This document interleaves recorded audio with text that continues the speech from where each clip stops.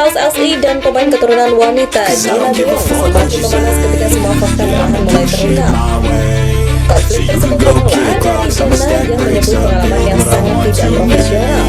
Tapi Gina tak merinci pengalaman apa yang dibawa. Kemungkinan besar ini menyoal hubungan dengan PSSI dan berkaitan dengan batalnya proses naturalisasi. PSSI Heri Cahyani menegaskan bahwa naturalisasi Gina tidak diproses karena PSSI dari satu rumah PSSI juga berdalih